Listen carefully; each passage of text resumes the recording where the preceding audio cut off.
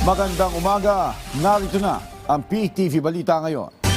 Umarangkada na ang pamamahagi ng pamahalaan ng tulong pinansyal sa mga PUV driver na apektado ng pagsipa ng presyo ng produktong petrolyo. At una nga rito ay ang libo-libong tricycle drivers sa Kamaynilaan na sinaksihan mismo ni Pangulong Ferdinand R. Marcos Jr. Si Clazel Pardilla sa detalye live. Clazel. Joshua, pinangunahan ni Pangulong Ferdinand R. Marcos Jr. ang pamamahagi ng 5,000 pisong ayuda para sa mga driver ng mga public utility vehicle. Inumpisahan ang distribusyon sa mga tricycle driver dito sa Metro Manila. Ginawa ang ceremonial distribution sa Barangay 627, Santa Mesa, Maynila. 139,000 ang mga tsuper ang mabebenepisyuhan sa 17 lungsod sa NCR. Naisakatuparan ito sa ilalim ng Assistance for Individuals in Crisis Situation o AICS ng Department of Social Welfare and Development. Ayon kay Pangulong Marcos, isusunod na rin ang mga driver ng TNVS at jeepney sa mga susunod na araw. Layo nitong maibsan ang bigat ng pasanin dulot ng pagmahal ng presyo ng produktong petrolyo. Maghahandog din ng libreng sakay sa ilalim ng Love Bus para maksahe at gasolina sa Cebu, Davao at Metro Manila. Babawasan na rin ng Civil Aviation Authority of the Philippines ang singil sa passenger service charge, landing, parking at iba pang fees. Layo nitong mapababa ang gastos sa mga airline at pamasahe sa eroplano. Mas kontrolado na rin ang pagtaas ng airfare dahil pinaikli na sa 15 araw ang pagre-review sa fuel surcharge. Ibig sabihin kapag tumaas o bumaba ang presyo ng jet fuel, mabilis na makasusunod ang airfare. Pinarerepaso rin ni Pangulong Marcos ang patakaran sa lisensya, permit, clearance at certification. Nais ng Presidente na tingnan kung pwede munang suspindihin ang bayad sa mga ito o babaan ang singil para makabawas sa gastos ang taong bayan. Tiniyak ni Pangulong Marcos na ginagawa ng lahat ang pamahalaan para tugunan ang epekto ng krisis sa gitnang silangan. Yan na muna ang pinakahuling balita mula rito sa Santa Mesa, Maynila. Balik dyan sa studio. Maraming salamat, Clazel Pardilla. Samantala, dumako naman tayo sa San Juan City kaugnay sa pamamahagi ng cash assistance sa libo-libong tricycle drivers sa lungsod. Ihahatid sa atin yan ni Denise Osorio live. Denise? Joshua, maaga sinimulan ang pamamahagi ng tig 5,000 pisong ayuda para sa mga driver ng public utility vehicles dito sa San Juan City. Joshua, nauna nang naipamahagi o naibigay ang ayuda ng mga tricycle driver dito sa Metro Manila. Mabilis lang ang proseso ng pagbibigay ng cash assistance dahil bukod sa simpleng requirement na valid driver's license at photocopy nito, may master list na rin kasi ang LGU. Isa si Mang Romeo sa mahigit 600 mga tricycle driver dito sa San Juan na nakatanggap ng ayuda ngayong umaga.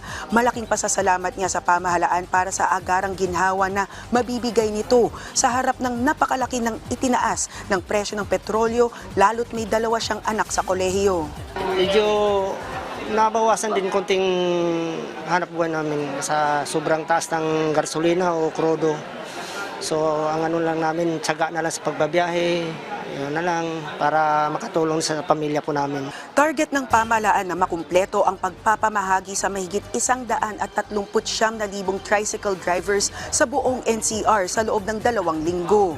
Pagkatapos nito, ayon kay DSWD Secretary Rex Gatchalian, isusunod naman ang mga jeepney driver, TNVS, motorcycle taxi at mga nasa delivery sector bago sumapit ang Holy Week. Pagtapos sa Metro Manila, palalawigin ang implementasyon sa iba't ibang bahagi ng bansa. Inihahanda na rin ng Department of Transportation ang fuel subsidy para sa mga public transport sector. Pinag-aaralan na rin ng pamahalaan ang posibleng pagbabawas ng ilang singil sa mga pantalan, paliparan at toll para makatulong sa shipping, aviation at delivery ng mga pangunahing bilihin. Samantala, Joshua, sinabi na rin ni DOTR Secretary Banoy Lopez kani-kanina lamang na dadagdagan na ang presyo sa pamasahe ng mga jeepney dahil Dahil sa pagtaas ng presyo ng ating petrolyo, hindi na makakasabay ito ngayon. So kailangan na nilang dagdagan ng piso para sa traditional jeepney mula 13 pesos magiging 14 pesos na siya. At para naman sa modern jeepney na dating 15 pesos magiging 17 pesos na ang mga base fare ng mga ito. Yan ang pinakauling balita mula rito sa San Juan City. Balik sa iyo, Joshua. Maraming salamat, Denise Osorio. Samantala, hinimok ni Pangulong Ferdinand R. Marcos Jr. ang mga lokal na pamahalaan na huwag munang ipatupad ang pass-through fees sa mga sasakyang bumabiyahe para sa agricultural products at essential goods. Ito ay para maibsan ang pagtaas pa ng presyo sa harap ng global economic pressures. Ayon kay Pangulong Marcos Jr., may nakarating sa kanyang ulat na may ilan pang barangay ang naniningil nito sa bawat sako ng palay at sasakyan. Kaugnay niyan, iniulat din ng Pangulo na mamamahagi ang Department of Agriculture at BFAR ng tig 3,000 pisong fuel subsidy sa mga magsasaka at mga mangingisda. Target din ay pamahagi sa Abril ang 2,000 pisong tulong pinansyal sa bawat agricultural workers sa ilalim ng Presidential Assistance for Farmers and Fisherfolk Program. Muli, nananawagan ako sa ating mga local government unit na siguruhin wala ng pass-through fee na sisingilin. Sana matigil na ninyo po ito dahil ang epekto lamang nito ay pinapagmahal ang presyo ng ating mga bilihin. Upang matulungan ang mga magsasaka at mangingisda, ipagpapatuloy ng DA, ang Department of Agriculture, ang pamimigay ng 3,000 pesos na fuel subsidy sa ating mga magsasaka. Mahigit 26,000 magsasaka ang mabibigyan nito. Para naman po sa mga mangingisda, ang BIFAR ay magbibigay sa Huwebes, March 19, ng 3,000 pesos na fuel subsidy sa higit na 26,000 mangingisda. Sa iba pang balita ay naprobahan na ni DOTR Secretary Giovanni Banoy Lopez ang dagdag pasahe sa mga jeep sa harap ng malaking taas presyo sa mga produktong petrolyo.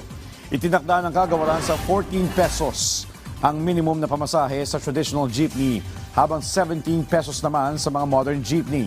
Ang desisyon umano na ito ay bilang pagbabalanse sa pangangailangan ng mga jeepney driver at operator, gayon din sa kapakanan ng mga commuter. At yan ang mga balita sa oras na ito. Para sa iba pang updates, i-follow at ilike kami sa aming social media platforms at PTVPH. Ako po si Joshua Garcia para sa Pambansang TV sa Bagong Pilipinas.